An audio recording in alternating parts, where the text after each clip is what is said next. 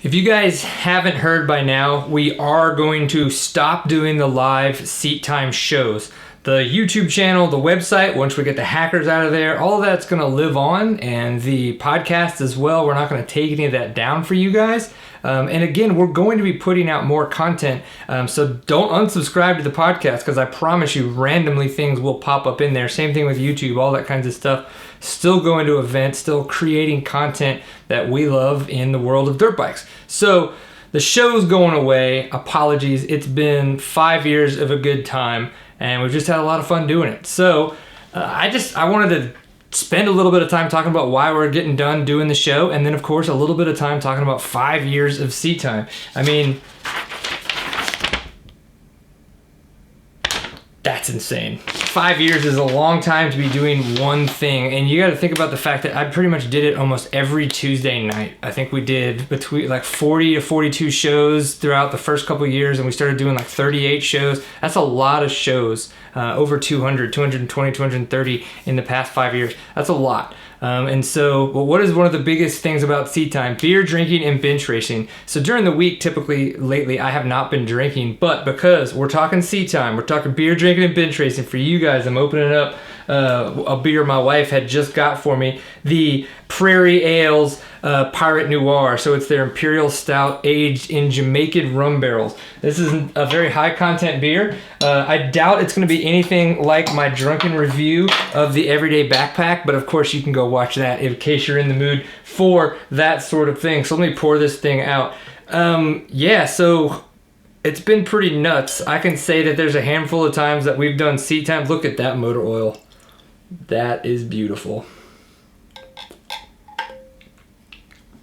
But let's see.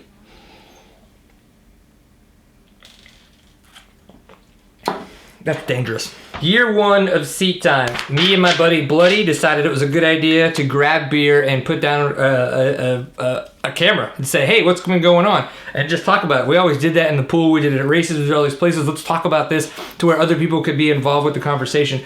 That went on for about 6 to 8 months. And Bloody had enough, which is understandable. It was tough to do, but we were recording all these episodes and having fun doing it. Shows are about 20 to 30 minutes long at that point. So I said, oh crap, Bloody's kind of done. This is something that's worked. So what we started doing was bringing guests in and kind of just to talk and to fill that void of Bloody not being there. And I liked that. I was like, oh, this is kind of interesting. It always kind of changed the vibe up because of the fact that the person there on the couch was different. But then year two comes along, and at this point Jordan is now done, and so I'm like, holy crap, now I'm left on my own to figure out how am I going to keep this up. I'm not totally done yet with seat time. So I go, all right, so I need to start just having little conversations with people on the internet about dirt bikes to keep this conversation type idea going, to talk off-road, talk dirt bikes, and I will capture my screen, and then I will get a video of them and their screen and all this stuff and edit it together. That was great for about 2 or 3 months, but then all that editing kind of sucked. So what I did is I found out about live streaming, and so I kind of researched that. I think it was Ustream was what we were using originally back in that second year when we started doing that. And so I was screencasting our guest, and then my camera was fed in, and I was just clicking back and forth, and then it was easy to just download and bust out to YouTube. Well, in the middle of all this is when my buddy Steven, who has been involved with Seat Time the longest and still is, he was the motion graphics guy, and he made our bitchin' title, and I was telling him about how I was trying to do this, and he was like, well, hey, what if I become the producer? And I was like, that's a fantastic idea. So that takes us into year 3. So going into year 3, it was really Steven and I just rocking and rolling. Obviously, we went to events. We were doing all kinds of stuff. My dad has been a huge help all the time. My wife has been a big help with all that stuff. But Seat Time has been Steven and I legitimately for the past 3 years of the 5 years that I've been doing Seat Time. And Steven's been even involved longer than that, but just behind the scenes. So this is when we got the couch. This is when we kind of started to build a little bit of a set, and we had all the jerseys behind us, but we were kind of like, you know what, we still need a little bit more presence. And so it was in the middle of that is when I decided to build the old wooden backdrop, and I'm sorry, I sold it. It was just one of those things that we knew that it didn't need to live anymore. We had so much fun with Seat Time. It was amazing.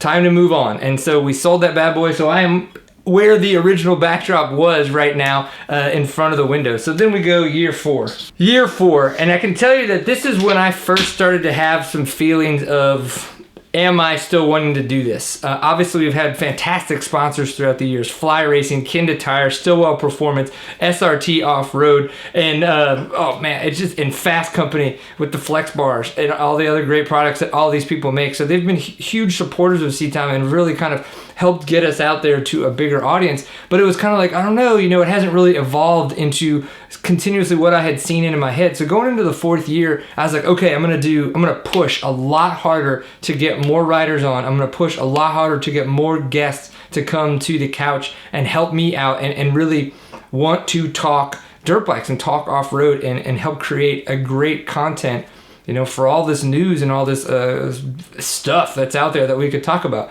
And it didn't really go that well. I don't know what the big hiccup was, but it got to a point where it was very hard to either A, get somebody on the couch, or a lot of the times, you kind of have to like really get the guest on the show.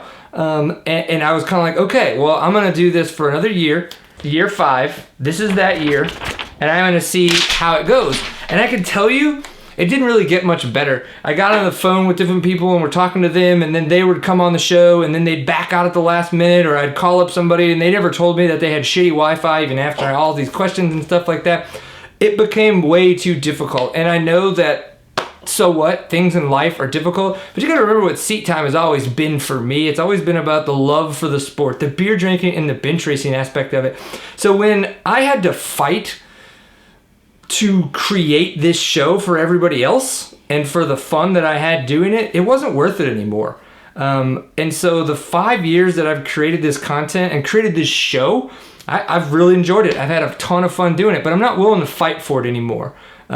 So take that for what it's worth. Obviously, I really appreciate not just all the sponsors that have been a part of this, but all the great people that I've met. It's been so amazing to have gone to events and be like, it's the Seat Time guy, and chat with people. And now I'm friends with all these people around the country and world. There is a gentleman that whenever he comes into the United States from Australia, he comes in to DFW so that he can come to McKinney and we get to hang out with him, his missus, my wife, and myself. And like, that's amazing. Like, really? That's a thing? All because of the fact that I would drink beer on the internet and talk about dirt bikes. I think that is amazing. Thank you very much. I don't know what the future holds. I had a lot of fun doing the moto vlog when I went to the National Enduro in Oklahoma, so look for more of those. Definitely look for the burning of the couch, which will be coming probably sometime at the beginning of the year. We will be getting together December 30th here in North Texas. So if you're anywhere near and you'd like to come in town for that, please do. It's kind of a goodbye to the Seat Time live show, a nice little soiree, if you will.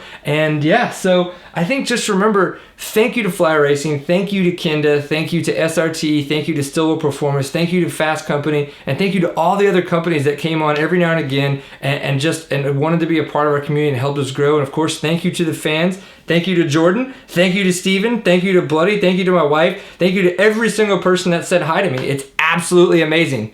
Remember, always enjoy a pint full of awesome. I guess now I'll just see you at the races.